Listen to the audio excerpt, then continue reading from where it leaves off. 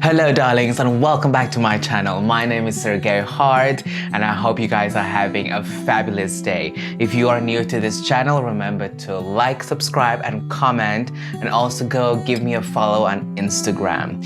So today, as you can see from the thumbnail and the title, we are getting naked. So let's get into it. Oh yes, I am completely naked. I will be talking about my struggle with body dysmorphia and how it really crippled my whole life until now. And I will get into it later why I'm saying until now, because, we first need to get into it before getting over it. So recently I posted a reel on Instagram talking about how you need to look backwards in order for you to go forwards. And I said that you should not dwell on the past, but you should just look and see what are the cycles that are familiar and things that you keep on repeating. Because as human beings, we are creatures of habit, and without us really sometimes knowing it, all of the decisions that we make in life is based on past experiences and what the outcomes were in the past. And I said that in order for you to move forward, you need to see the cycles that you are in so that you can break free from them and, step into your purpose or what you want for your life. So growing up, I was a really chubby kid. I was probably the heaviest in my circle of friends. All my other friends were so lean and skinny. And as a child, it really never bothered me how I looked. It was all about being a child, like I was not really paying a lot of attention to my body as one should, because your body is literally just something that is being given to you on earth, and that is it. It's only for this journey that we are here. So growing up, I really didn't have a good relationship with food. And I think I still have some issues here and there with food, but I'm trying to educate myself by eating the right stuff or eating the right food at least. But growing up, I was always teased by family members about my weight.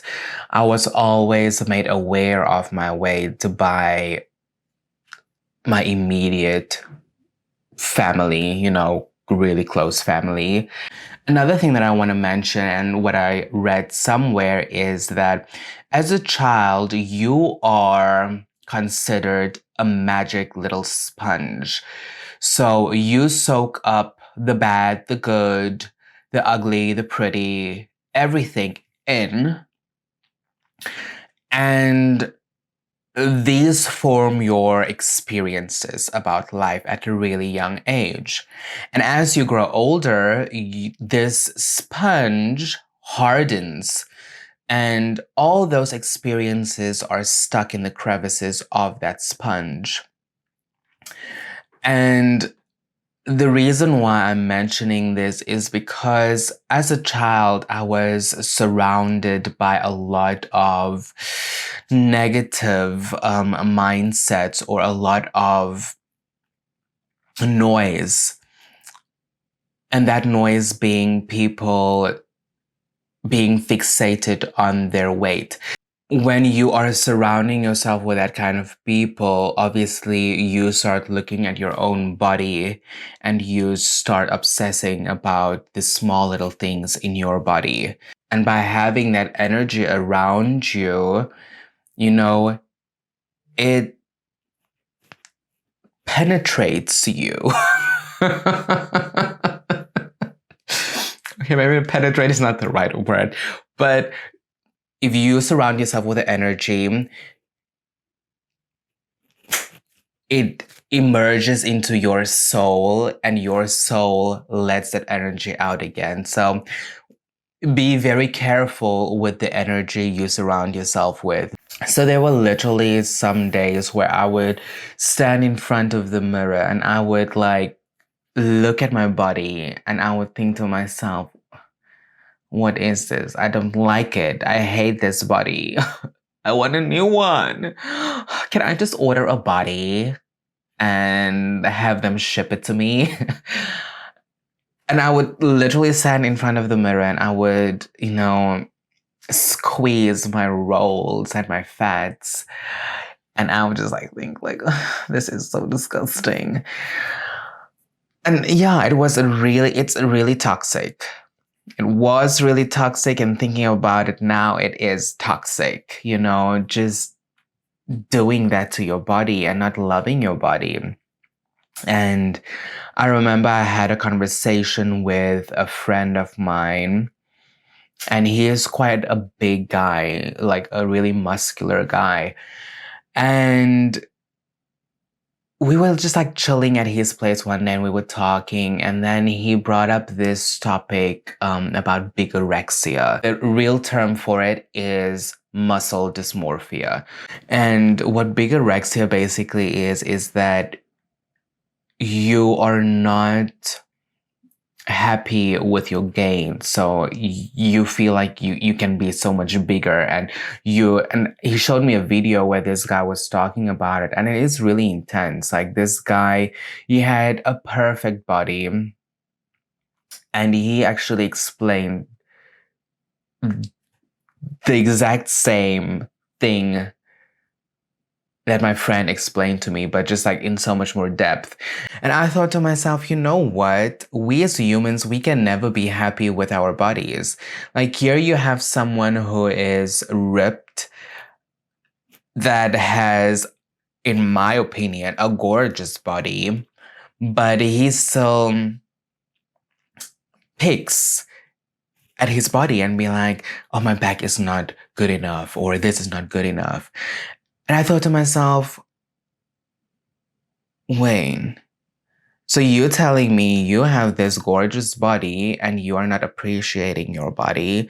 Clearly, something is wrong with humans, because, again, we can never be satisfied with what we have.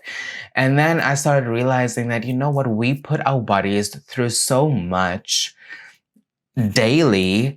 And the one thing our body really deserves is some kind of understanding, some kind of acknowledgement, or a thank you for actually moving us through the day.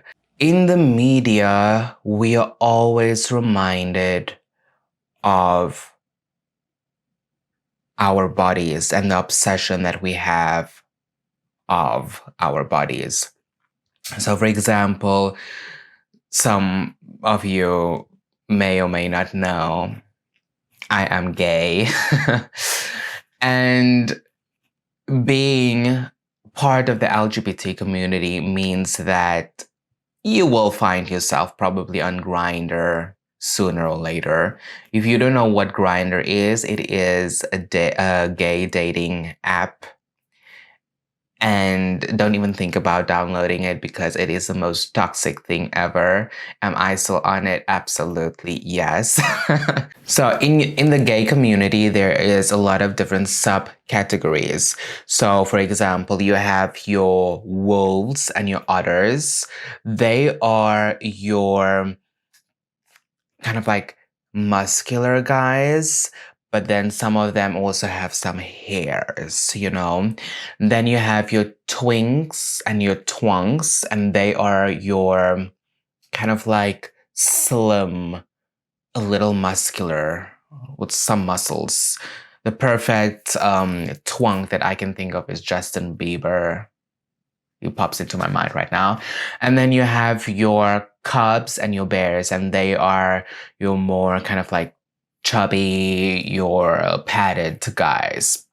So I remember I was on Grindr once, and this guy was, yeah, you are not chubby enough. And the thing is, like, I'm already chubby. What do you want from me? And it's just a thing of like, wow, like you can just never find anywhere where you fit into all of these subcategories. And then I remember a guy messaged me asking me about, you know, so in Korea they do this weird thing of like you give your height and you give your weight. And I guess that is like to see like how your body composition is in terms like your BMI. And then this guy was like, are you muscular or are you fat?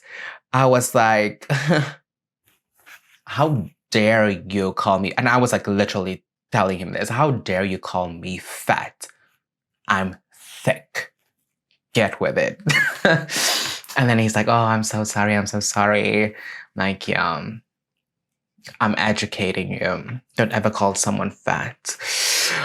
But anyway, the point is just that even in the gay community, there is this thing of like, you need to be muscular. Gay guys are so superficial, and I'm not excluding myself from it because I can also be, but they are so focused on body types. And sometimes being a gay guy in a gay world is a lot. And you need to remind yourself that, you know what, you are not the bag of bones and sack of blood that they see. You are more than just that. You are an intellectual person that has so much more to offer. Now, moving forward, I definitely want to change. And I want it to be a change where it is actually empowering me and pushing me to the best of my ability. And I have been doing a lot of research and a lot of inner work and a lot of educating myself. I think the first step for me is to really start loving my body for what it is. And that's why I just want to share it with everybody, because I have been hiding my body. Why? Because I was ashamed, and I don't want to do it anymore. I want to love every curve because I do have a gorgeous body and I just need to start believing it. And then I think the ultimate goal in the end of the day is not really to lose weight. I just want to be healthy. I'm thinking about it now a lot more because even when I go to work, I work with a lot of, smaller kids, and they have such a lot of energy. And by the end of the day, I am exhausted. So I just want to be healthy, have more energy, and be more flexible.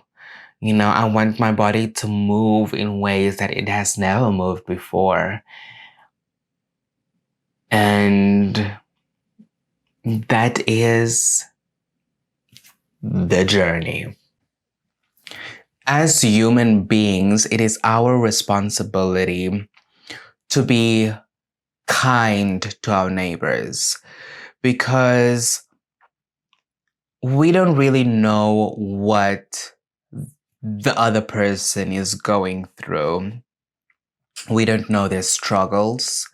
We don't know their experience or how they are experiencing life. And sometimes hurtful comments like, oh, you are gaining some, or you should be careful with how many you eat of that. "Oh, are you counting on like all these comments, they are hurtful, and we don't know how deep they go. In the end of the day, we are all beautiful human beings. We all are special in our own little way. And I think fixating on something, it is not worth the journey. It is not worth the adventure of this life. Let me know what you think. I really love to have a conversation about it. And again, I am here as a cheerleader, as a supporter. There is nobody else who will support you more than me. Okay? In the end of the day, I feel like sometimes I give too much to people that I sometimes forget to give to me. And that is a fact, really. So show me some love. Give me some love. You know? But yeah. Anyway, see you guys in the next video. I hope you will have a gorgeous day, a gorgeous weekend, and I will see you guys on Instagram. Bye. Ciao. Auf Wiedersehen. Buenas noches. Anyway, bye.